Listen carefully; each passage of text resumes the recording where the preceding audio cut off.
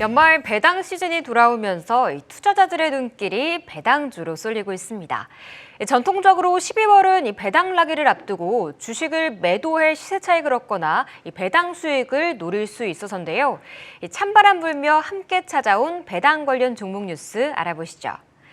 올해는 꾸준한 금리 인상 기조에 예적금이나 채권이 증시자금을 블랙홀처럼 빨아들이며 이 배당주의 매력이 떨어질 것으로 전망됐습니다. 그렇지만 이 경기 방어주로서의 입지는 올해도 굳건한 모양새인데요.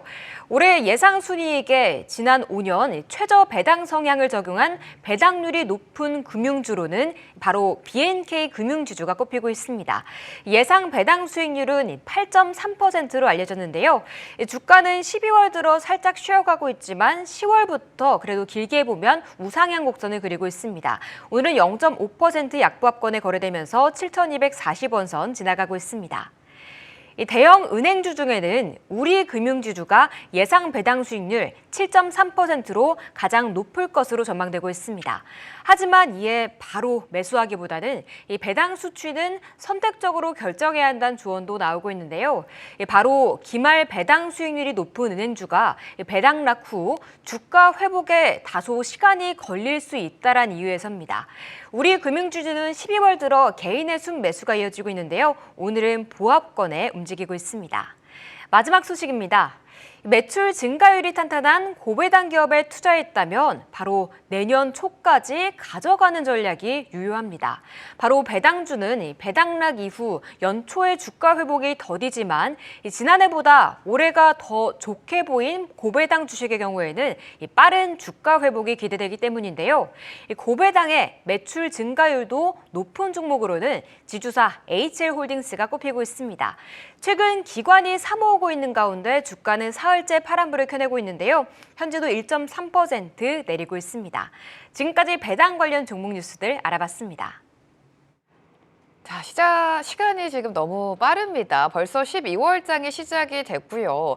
연말 되면 배당주를 또 빼놓을 수가 없습니다. 이렇게 시장이 불안할수록 좀 안정적인 수익처로 꼽히는 게 배당주인 것 같은데 보니까요, 최대 7%대 수익까지 내는 고배당주를 노려야 된다. 이런 전략들이 나오고 있습니다. 자, 일단은 이 배당주에 대한 전략은 또 기본 종목과는 또 다르게 세워야 될 것 같은데 투자 전략 먼저 들어볼게요. 네, 찬바람이 불면 이제 가장 많이 그렇죠. 이슈가 되는 그 종목이 배당주입니다.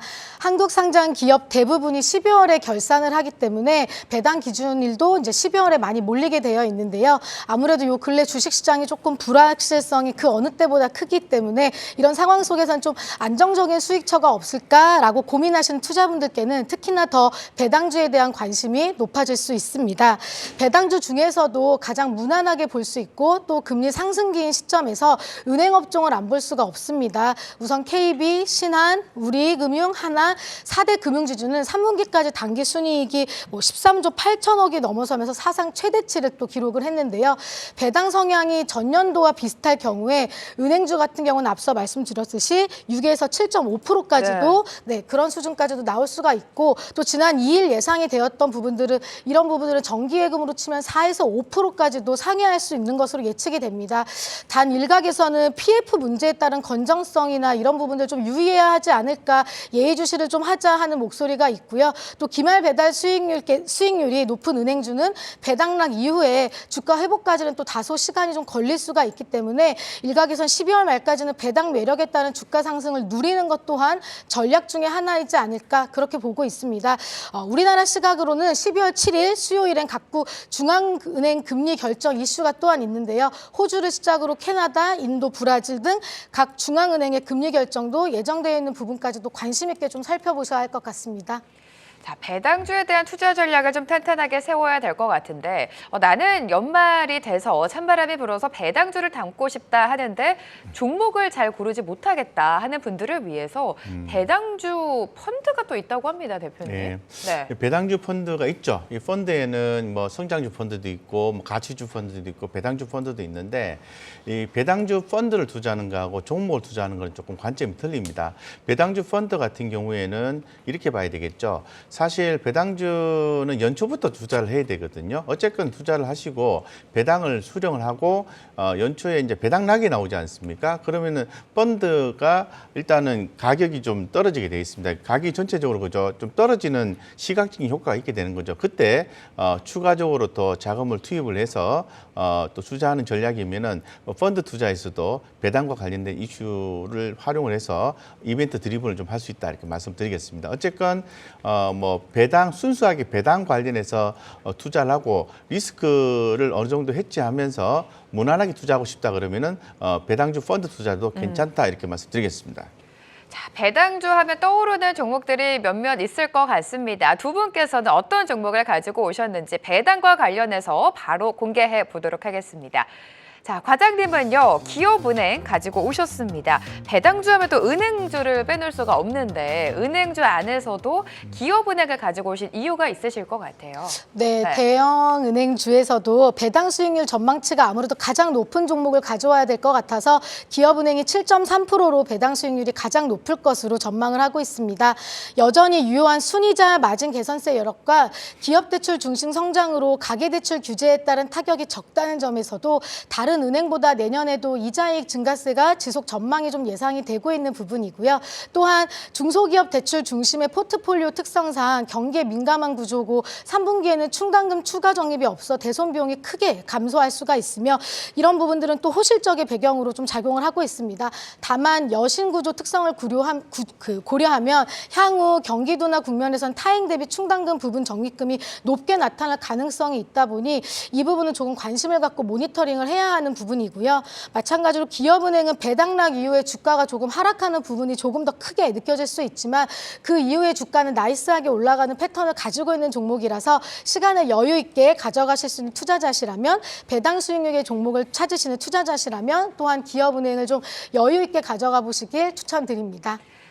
배당주 하면 은행주인데 기업은행을 가지고 오셨습니다. 배당락 이후에도 주가의 상승 탄력이 좀 탄탄하다라는 말씀까지 전해주셨는데요. 참고해 보시면 좋을 것 같습니다. 대표님의 종목도 바로 공개해 보도록 하죠.